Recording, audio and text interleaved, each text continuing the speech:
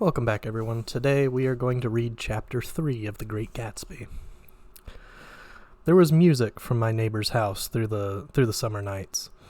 In his blue gardens, men and girls came and went like months among the whisperings and the champagne and the stars. At high tide in the afternoon, I watched his guests diving from the tower of his raft, or taking the sun on the hot sand of his beach while his two motorboats slit the waters of the Sound, drawing aquaplanes over cataracts of foam. On weekends, his Rolls-Royce became an omnibus, bearing parties to and from the city between 9 in the morning and long past midnight, while his station wagon scampered like a brisk yellow bug to meet all trains.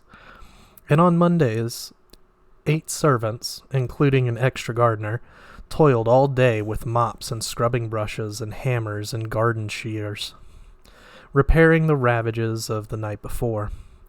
Every Friday, 5 crates of oranges and lemons arrived from a fruitier in New York. Every Monday, these same oranges and lemons left his back door in a pyramid of pulpless halves.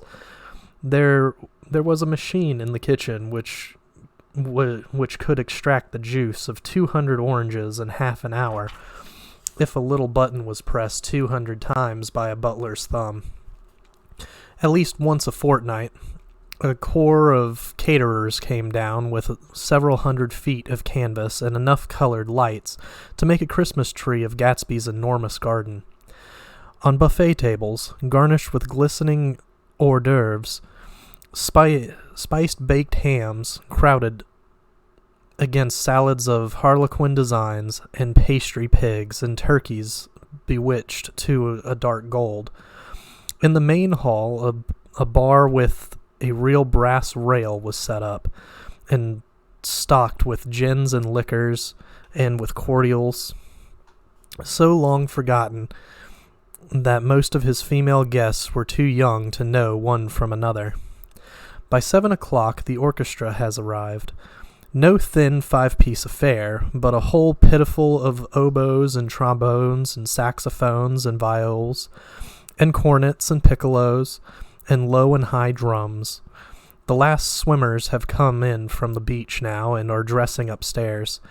The cars from New York are parked 5 deep in the drive, and already the halls and salons and verandas are gaudy with primary colors, and hair shown in strange new ways, and shawls beyond the dreams of Castile. The bar is in full swing, and floating rounds of cocktails permeate the garden outside, until the air is alive with chatter and laughter, and casual innuendo and introductions forgotten on the spot, and enthusiastic meetings between women who never knew each other's names. The lights grow brighter as the earth lurches away from the sun, and now the orchestra is playing yellow cocktail music, and the opera of voices pitches a key higher. Laughter is easier minute by minute, spilled with prodigally tipped out at a cheerful word. The groups change more swiftly, swell with new arrivals, dissolve and form in the same breath. Already there are wanderers, confident girls who weave here and there among the stouter and more stable, become for a sharp, joyous moment the center of a group, and then, excited with triumph, glide on through the sea change of faces and voices and color under the constantly changing light. Suddenly, one of these gypsies, in trembling opal, seizes a cocktail out of the air, dumps it down for courage, and moving her hands like Frisco, dances out alone on the canvas platform. A momentary hush. The orchestra leader varies his rhythm oblongingly for her, and there is a burst of chatter as the erroneous news goes around that she is Gilda Gray's understudy from the Follies. The party has begun.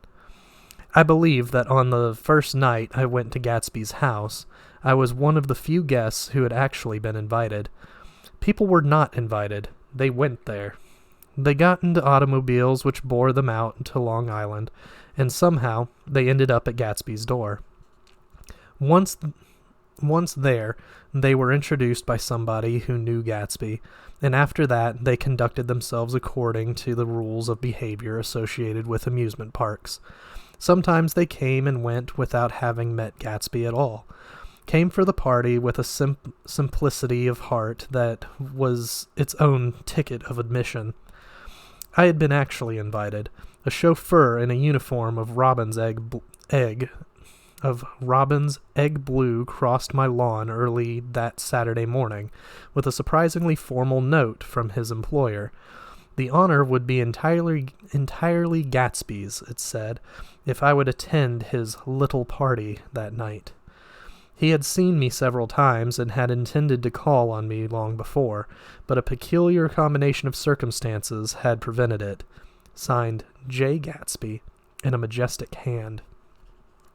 Dressed up in white flannels, I went over to his lawn a little after 7, and wandered around rather ill at ease among swirls and eddies of people I didn't know, though here and there was a face I had noticed on the commuting train. I was immediately struck by the number of young Englishmen dotted about, all well-dressed, all looking a little hungry, and all talking in low, earnest voices to solid and prosperous Americans.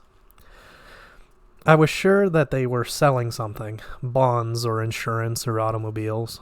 They were at least agonizingly aware of the easy money in the vicinity and convinced that it was theirs for a few words in the right key. As soon as I arrived, I made an attempt to find my host, but the two or three people of whom I asked his whereabouts stared at me in such an amazed way, and denied so vehemently any knowledge of his movements, that I slunk off in the direction of the cocktail table, the only place in the garden where a single man would linger without looking purposeless and alone. I was on my way to get roaring drunk from sheer embarrassment when Jordan Baker came out of the house and stood at the head of the marble steps, leaning a little backward and looking with contemptuous interest down into the garden. Welcome or not, I found it necessary to attach myself to someone before I should begin to address cordial remarks to the passers-by. "Hello," I roared, advancing toward her. My voice seemed unnaturally loud across the garden. "I thought you might be here," she responded absently as I came up. "I remembered you. You live next door to—" She held my hand impersonally as a promise that she'd take care of me in a minute, and gave ear to two girls in twin yellow dresses, who stopped at the front of the steps. "Hello," they cried together. "Sorry you didn't win." That was for the golf tournament. She had lost in the finals the week before. "You don't know who we are," said one of the girls in yellow, "but we met you here about a month ago." "You've dyed your hair since then," remarked Jordan, and I started. But the girls had moved casually on, and her remark was addressed to the premature moon, produced like the supper, no doubt, out of a caterer's basket. With Jordan's slender golden arm resting in mine, we descended the steps and sauntered about the garden. A tray of cocktails floated at us through the twilight, and we sat down at a table with the two girls in yellow and three men, each one introduced to us as Mr. Mumble. "Do you come to these parties often?" inquired Jordan of the girl beside her. "The last one was the one I met you at," answered the girl, in an alert, confident voice. She turned to her companion. "Wasn't it for you, Lucille?" It was for Lucille, too. "I like to come," Lucille said. "I never care what I do, so I always have a good time. When I was here last, I tore my gown on a chair, and he asked me my name and address. Inside of a week, I got a package from Courier's with a new evening gown in it. "Did you keep it?" asked Jordan. "Sure I did. I was going to wear it tonight, but it was too big in the bust and had to be altered. It was gas blue with lavender beads. $265. "There's something funny about a fellow that'll do a thing like that," said the other girl eagerly. "He doesn't want any trouble with anybody." "Who doesn't?" I inquired. "Gatsby. Somebody told me." The two girls and Jordan leaned together confidentially. "Somebody told me they thought he killed a man once." A thrill passed over all of us. The three Mr. Mumbles bent forward and listened eagerly. "I don't think it's so much that," argued Lucille skeptically. "It's more that he was a German spy during the war." One of the men nodded in confirmation. "I heard that from a man who knew all about him, grew up with him in Germany," he assured us positively. "Oh no," said the first girl. "It couldn't be that, because he was in the American Army during the war." As our credulity switched back to her, she leaned forward with enthusiasm. "You look at him sometime when he thinks nobody's looking at him. I'll bet he killed a man." She narrowed her eyes and shivered. Lucille shivered. We all turned and looked around for Gatsby.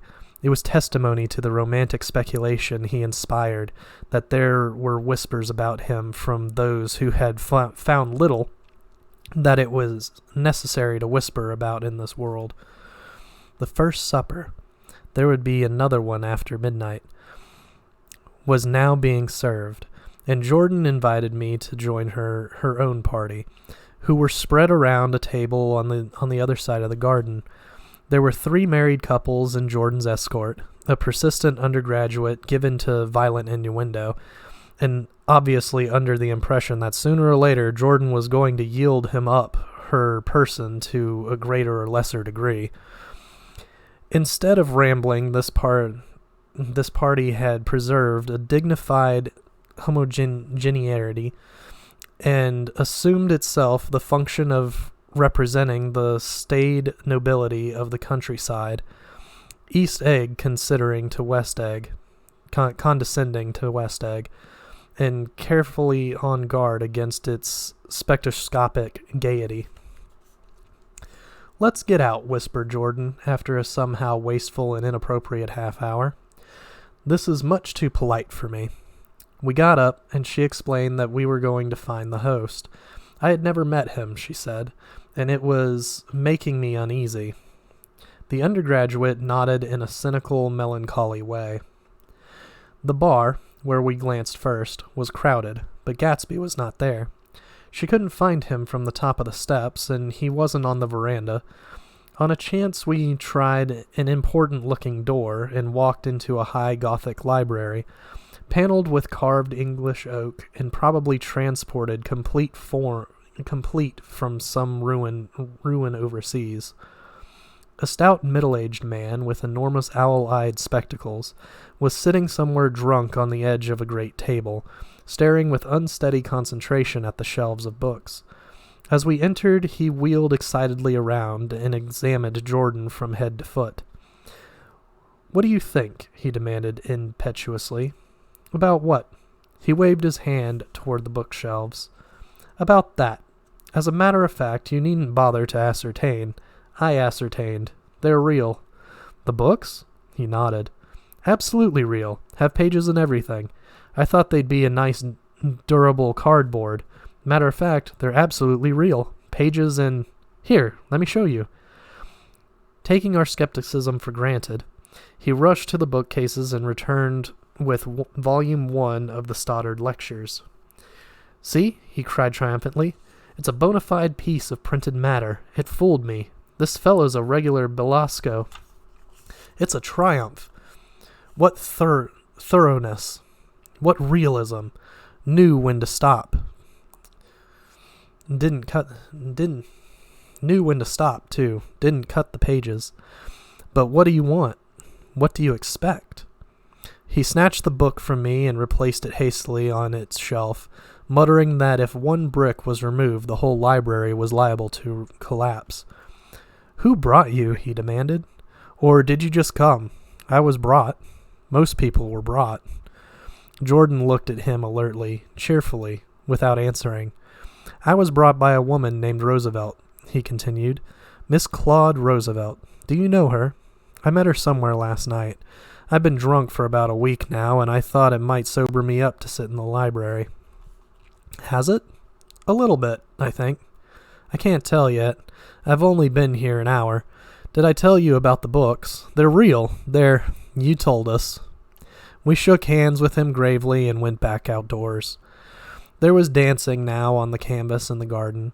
Old men pushing young girls backward in eternal graceless circles. Superior couples holding each other tutorously, fashionably, and keeping in the corners. And a great number of single girls dancing individualistically. God, that's a big word. Or relieving the orchestra for a moment of the burden of the banjo or the traps. By midnight, the hilarity had increased. A celebrated tenor had sung in Italian, and a notorious contralto had sung in jazz. And between the numbers, people were doing stunts all over the garden, while happy, vacuous bursts of laughter rose toward the summer sky. A pair of stage twins, who turned out to be the girls in yellow, did a baby act in costume, and champagne was served in glasses bigger than finger bowls. The moon had risen higher, and floating in the sound was a triangle of silver scales, trembling a little to the stiff, tiny drip of the banjos on the lawn. I was still with Jordan Baker.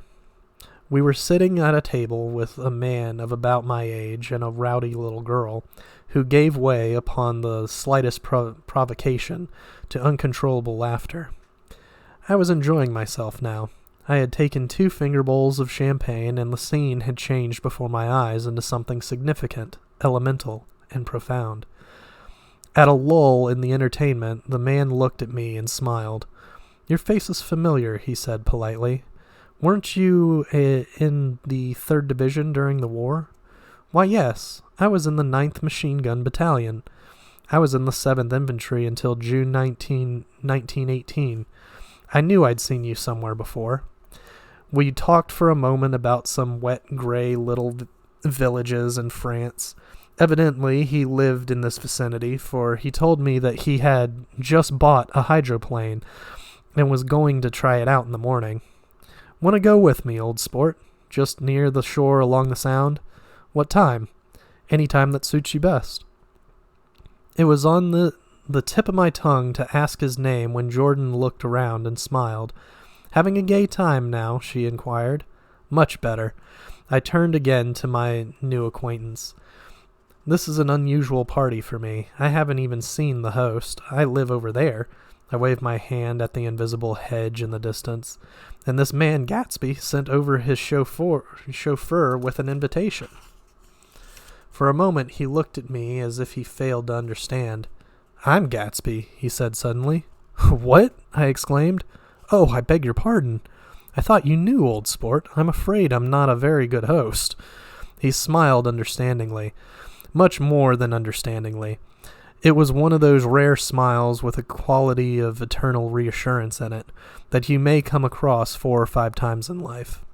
It faced, or seemed to face, the whole external world for an instant, and then concentrated on you with an irresistible prejudice in your favor. It understood you just so far as you wanted to be understood, believed in you as you would like to believe in yourself, and assured you that it had precisely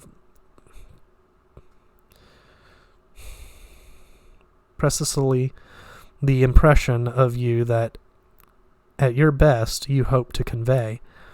Precisely, at that point, it vanished, and I was looking at an elegant young roughneck, a year or 2 over 30, whose elaborate formality of speech just missed being absurd. Sometime before he introduced himself, I'd got a strong impression that he was picking his words with care. Almost at the moment when Mr. Gatsby identified himself, a butler hurried toward him with the information that Chicago was calling him on the wire. He excused himself with a small bow that included each of us in turn. "If you want anything, just ask for it, old sport," he urged me. "Excuse me, I will rejoin you later." When he was gone, I turned immediately to Jordan, constrained to assure her of my surprise. I had expected that Mr. Gatsby would be a florid and corpulent person in his middle years. "Who is he?" I demanded. "Do you know?" "He's just a man named Gatsby." "Where is he from, I mean? And what does he do?" "Now you're started on the subject," she answered with a wan smile. "Well, he told me once he was an Oxford man." A dim background started to take shape behind him, but at her next remark it faded away. "However, I don't believe it." "Why not?" "I don't know," she insisted. "I just don't think he went there." Something in her tone reminded me of the other girls. "I think he killed a man," and at the effect of stimulating my curiosity, I would have accepted without question the information that Gatsby sprang from the swamps of Louisiana or from the Lower East Side of New York. That was comprehensible. But young men didn't, at least in my provincial inexperience, I believed they didn't, adrift coolly out of nowhere and buy a palace on Long Island Sound. "Anyhow, he gives large parties," said Jordan, changing the subject with an urban distaste for the concrete. "And I like big parties. They're so intimate. At small parties, there isn't any privacy." There was the boom of a bass drum, and the voice of the orchestra leader rang out suddenly above the ecoliata of the garden. "Ladies and gentlemen," he cried, "at the request of Mr. Gatsby, we are going to play for you Mr. Vladimir Tostof's latest work, which attracted so much attention at Carnegie Hall last May. If you read the papers, you know there was a big sensation." He smiled with jovial condescension and added, "Some sensation," whereupon everybody laughed. "The piece is known," he concluded lustily, "as Vladimir Tostof's Jazz History of the World." The nature of Mr. Tostof's composition eluded me, because just as it began my eyes fell on Gatsby, standing alone on the marble steps and looking from one group to another with approving eyes.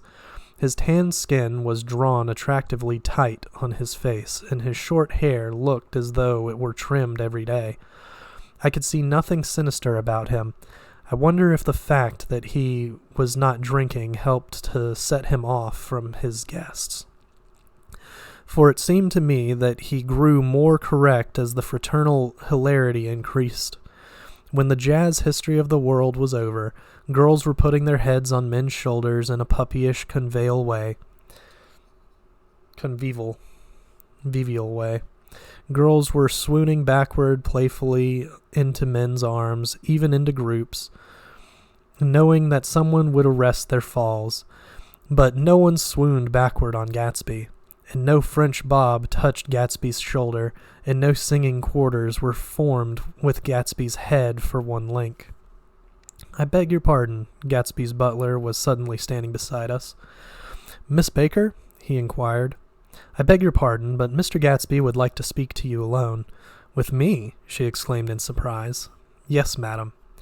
She got up slowly, raising her eyebrows at me in astonishment, and followed the butler toward the house. I noticed that she wore her evening dress, all her dresses, like sports clothes. There was a jauntiness about her movements, as if she had first learned to walk upon golf courses on clean, crisp mornings.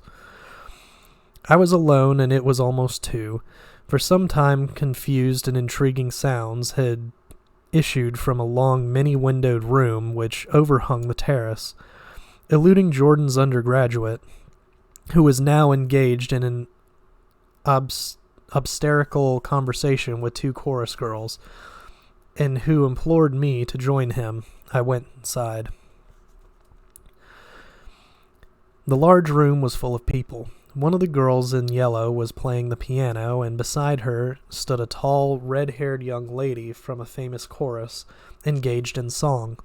She had drunk a quantity of champagne, and during the course of her song she had decided ineptly that everything was very, very sad. She was not only singing, she was weeping too. Whenever there was a pause in the song, she filled it with gasping, broken sobs, and then took up the lyric again in a quavering soprano. The tears coursed down her cheeks, not freely, however, for when they came into contact with her heavy beaded eyelashes, they assumed an inky color, and pursued the rest of their way in slow black rivulets. A humorous suggestion was made that she sing the notes on her face, whereupon she threw up her hands, sank into a chair, and went off into a deep vinous sleep. She had a fight with a man who says he's her husband, explained a girl at my elbow. I looked around. Most of the remaining women were now having fights with men said to be their husbands. Even Jordan's party, the quartet from East Egg, were rent asunder by dissension. One of the men was talking with curious intensity to a young actress, and his wife, after attempting to laugh at the situation in a dignified and indifferent way, broke down entirely and resorted to flank attacks, and at intervals she appeared suddenly at his side like an angry diamond and hissed, "You promised," into his ear. The reluctance to go home was not confined to wayward men. The hall was at present occupied by two deplorably sober men and their highly indignant wives. The wives were sympathizing with each other in slightly raised voices. Whenever he sees I'm having a good time, he wants to go home. Never heard anything so selfish in my life. We're always the first ones to leave. So are we. Well, we're almost the last tonight, said one of the men sheepishly. The orchestra left half an hour ago. In spite of the wives' agreement that such malevolence was beyond credibility, the dispute ended in a short struggle, and both wives were lifted, kicking, into the night. As I waited for my hat in the hall, the door of the library opened, and Jordan Baker and Gatsby came out together.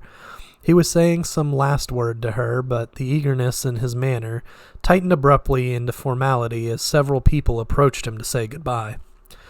Jordan's party were calling impatiently to her from the porch, but she lingered for a moment to shake hands. "I've just heard the most amazing thing," she whispered. "How long were you in there?" "Why, about an hour." "It was simply amazing," she repeated abstractedly. "But I swore I wouldn't tell it, and here I am, tantalizing you." She yawned gracefully in my face. "Please come and see me. Phone book. Under the name of Miss Sigourney Howard, my aunt." She was hurrying off as she talked. Her brown hand waved a jaunty salute as she melted into her party at the door. Rather ashamed that on my first appearance I had stayed so late, I joined the last of Gatsby's guests, who were clustered around him. I wanted to explain that I'd hunted for him early in the evening, and to apologize for not having known him in the garden. "Don't mention it," he enjoined me eagerly. "Don't give it another thought, old sport." The familiar expression held no more familiarity than the hand which reassuringly brushed my shoulder. "And don't forget, we're going up in the hydroplane tomorrow morning at 9 o'clock. Then the butler, behind his shoulder, "Philadelphia wants you on the phone, sir." "All right, in a minute. Tell them I'll be there. Good night." "Good night." "Good night." He smiled, and suddenly there seemed to be a pleasant significance in having been among the last to go, as if he had desired it all the time. "Good night, old sport, good night." But as I walked down the steps, I saw that the evening was not quite over. 50 feet from the door, a dozen headlights illuminated a bizarre and tumultuous scene. In the ditch beside the road, right side up, but violently shone of one wheel, rested a new coupe which had left Gatsby's Drive not 2 minutes before. The sharp jut of a wall accounted for the detachment of the wheel, which was now getting considerable attention from half a dozen curious chauffeurs. However, as they had left their cars blocking the road, a harsh, discordant din from those in the rear had been audible for some time, and added to the already violent confusion of the scene. A man in a long duster had dismounted from the wreck and now stood in the middle of the road, looking from the car to the tire, and from the tire to the observers in a pleasant, puzzled way. "See," he explained, "it went in the ditch." The fact was infinitely astonishing to him, and I recognized first the annual quality of wonder, and then the man. It was the late patron of Gatsby's library. "How'd it happen?" He shrugged his shoulders. "I know nothing whatever about mechanics," he said decisively. "But how did it happen? Did you run into a wall?" "Don't ask me," said Owl Eyes, washing his hands of the whole matter. "I know very little about driving, next to nothing. It happened, and that's all I know." "Well, if you're a poor driver, you oughtn't to try driving at night." "But I wasn't even trying," he explained indignantly. "I wasn't even trying." An awed hush fell upon the bystanders. "Do you want to commit suicide?" "You're lucky it was just a wheel. A bad driver and not even trying?" "You don't understand," explained the criminal. "I wasn't driving. There's another man in the car." The shock that followed this declaration found voice in a sustained "ah!" as the door of the coupe swung slowly open. The crowd, it was now a crowd, stepped back involuntarily, and when the door had opened wide, there was a ghostly pause. Then, very gradually, part by part, a pale, dangling individual stepped out of the wreck, pawing tentatively at the ground with a large, uncertain dancing shoe. Blinded by the glare of the headlights and confused by the incessant groaning of the horns, the apparition stood swaying for a moment before he perceived the man in the duster. "What's the matter?" he inquired calmly. "Did we run out of gas?" "Look!" Half a dozen fingers pointed at the amputated wheel. He stared at it for a moment and then looked upward as though he suspected that it had dropped from the sky. "It came off," someone explained. He nodded. "At first I didn't notice we'd stopped." A pause. Then, taking a long breath and straightening his shoulders, he remarked in a determined voice, Wonder if tell me where there's a gas line station?" At least a dozen men, some of them little better off than he was, explained to him that wheel and car are no longer joined by any physical bond. "Back out," he suggested after a moment. "Put her in reverse." "But the wheel's off," he hesitated. "No harm in trying," he said. The caterwauling horns had reached a crescendo, and I turned away and cut across the lawn toward home. I glanced back once. A wafer of a moon was shining over Gatsby's house, making the night fine as before, and surviving the laughter and the sound of his still glowing garden. A sudden emptiness seemed to flow now from the windows and the great doors, endowing with complete isolation the figure of the host, who stood on the porch, his hand up in a formal gesture of farewell. Reading over what I have written so far, I see I have given the impression that the events of 3 nights several weeks apart were all that absorbed me. On the contrary, they were merely casual events in a crowded summer, and until much later, they absorbed me indefinitely less than my personal affairs. Most of the time I worked. In the early morning, the sun threw my shadow westward as I hurried down the white chasms of lower New York to the Property Trust. I knew the other clerks and young bond salesmen by their first names, and lunched with them in dark, crowded restaurants on little pig sausages and mashed potatoes and coffee. I even had a short affair with a girl who lived in Jersey City and worked in the accounting department, but her brother began throwing mean looks in my direction, so when she went on her vacation in July, I let it blow quietly away. I took dinner usually at the Yale Club. For some reason, it was the gloomiest event of my day. And then I went upstairs to the library and studied investments and securities for a conscientious hour. There were generally a few rioters around, but they never came into the library, so it was a good place to work. After that, if the night was mellow, I strolled down Madison Avenue past the old Murray Hill Hotel and over 33rd Street to the Pennsylvania Station. I began to like New York, the racy, adventurous feel of it at night, and the satisfaction that the constant flicker of men and women and machines gives to the restless eye. I liked to walk up Fifth Avenue and pick out romantic women from the crowd and imagine that in a few minutes I was going to enter into their lives and no one would ever know or disapprove. Sometimes, in my mind, I followed them to their apartments on the corners of hidden streets, and they turned and smiled back at me before they faded through a door into warm darkness. At the enchanted metropolitan twilight, I felt a haunting loneliness sometimes, and felt it in others. Poor young clerks who loitered in front of windows waiting until it was time for a solitary restaurant dinner. Young clerks in the dusk, wasting the most poignant moments of night and life. Again at 8 o'clock, when the dark lanes of the 40s were 5 deep with throbbing taxicabs, bound for the theater district, I felt a sinking in my heart.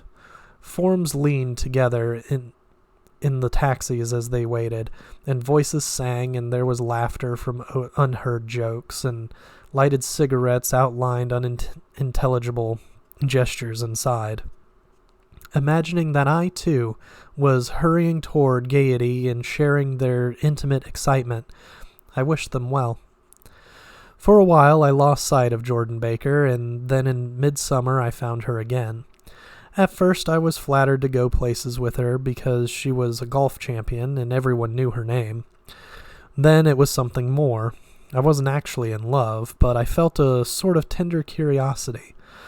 The bored, haughty face that she turned to the world concealed something. More affections conceal something eventually, even though they don't in the beginning. And one day I found what it was. When we were on a house party together up in Warwick, she left a borrowed car out in the rain with the top down, and then lied about it. And suddenly I remembered the story about her that had eluded me that night at Daisy's. At her first big golf tournament, there was a row that nearly reached the newspapers. A suggestion that she had moved her ball from a bad lie in the semi-final round. The thing approached the proportions of a scandal, then died away. A caddy retracted his statement, and the only other witness admitted that he might have been mistaken. The incident and the name had remained together in my mind. Jordan Baker instinctively avoided clever, shrewd men, and now I saw that this was because she felt safer on a plane where the divergence from a code would be thought impossible. She was incurably dishonest. She wasn't able to endure being at a disadvantage, and given this unwillingness, I suppose she had begun dealing in subterfuges when she was very young in order to keep that cool. That cool, insolent smile turned to the world and yet satisfy the demands of her hard, jaunty body. It made no difference to me. Dishonesty in a woman is a thing you never blame deeply. I was casually sorry, and then I forgot. It was on that same house party that we had a curious conversation about driving a car. It started because she passed so close to some workmen that our fender flicked a button on one man's coat. "You're a rotten driver," I protested. "Either you ought to be more careful or you oughtn't to drive at all." I am careful. No, you're not. Well, other people are, she said lightly. What's that got to do with it? They'll keep out of my way, she insisted. It takes two to make an accident. Suppose you met somebody just as careless as yourself. I hope I never will, she answered. I hate careless people. That's why I like you. Her gray, sun-stained eyes stared straight ahead, but she had deliberately shifted our relations, and for a moment I thought I loved her. But I am slow-thinking and full of interior rules that act as brakes on my desires, and I knew that first I had to get myself definitely out of that tangle back home. I'd been writing letters once a week and signing them. Love, Nick. And all I could think of was how, when that certain girl played tennis, a faint mustache of precipitation appeared on her upper lip. Nevertheless, there was a vague understanding that had to be tactfully broken off before I was free. Everyone suspects himself of at least one of the cardinal virtues, and this is mine. I am one of the few honest people that I have ever known.